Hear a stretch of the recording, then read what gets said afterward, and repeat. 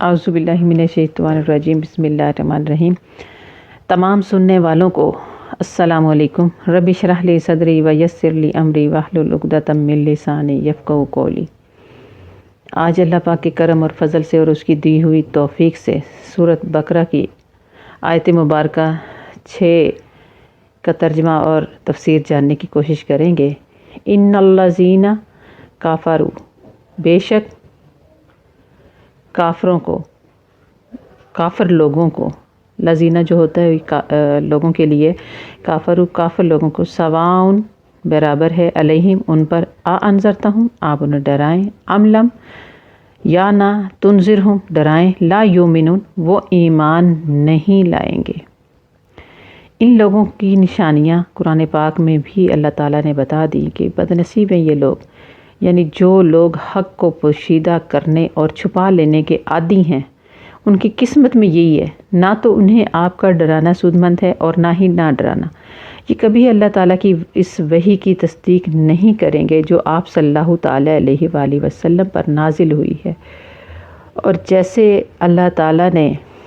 فرمایا ہے کہ جن لوگوں پر اللہ پاک کی بات ثابت ہو چکی ہے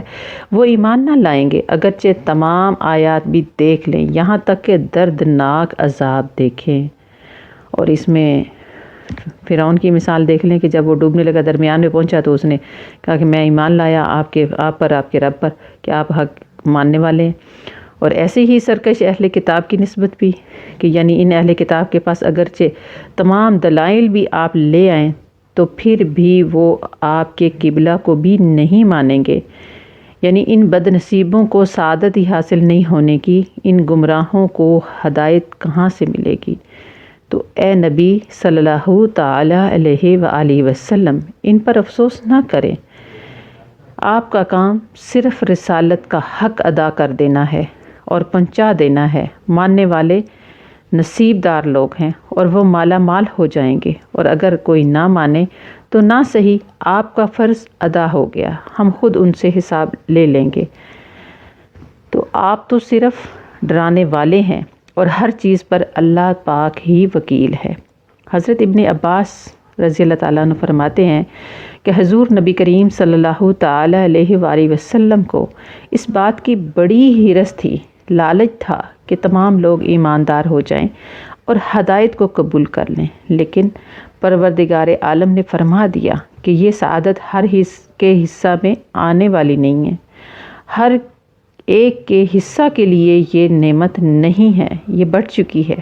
جس کے حصہ میں آئی ہے وہ آپ کی مانے گا، اور جو بدقسمت ہے وہ ہرگز آپ صلی اللہ تعالیٰ علیہ وآلہ وسلم کی اطاعت کی طرف نہیں جھکیں گے۔ تو مطلب یہ ہے کہ جو قرآن پاک سے انکاری ہیں اور کہتے ہیں کہ ہم اگلی کتابوں کو تو مانتے ہیں، انہیں ڈراوے کا بھی کوئی فائدہ نہیں، اس لیے کہ وہ تو خود اپنی کتاب کو ہی حقیقتاً نہیں مانتے، کیونکہ اگر اس کو مانیں تو اس کے اندر تو نبی پاک صلی اللہ تعالیٰ علیہ وآلہ وسلم کی بشارتیں موجود ہیں، اور سرکار مدینہ صلی اللہ تعالیٰ علیہ وآلہ وسلم کا حلیہ تک بیان کر دیا گیا، حلیہ مبارک بیان کر دیا گیا ہوا ہے،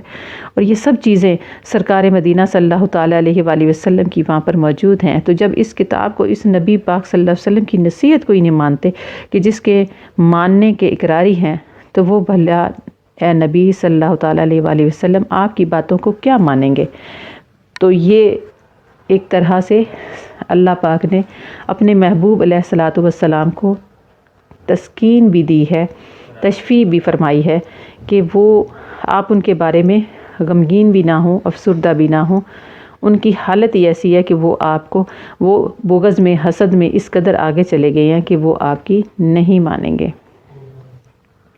تو اللہ پاک سے دعا ہے کہ رب تعالیٰ ہمیں حق بولنے، حق سننے اور حق سمجھنے کی توفیق عطا فرمائے،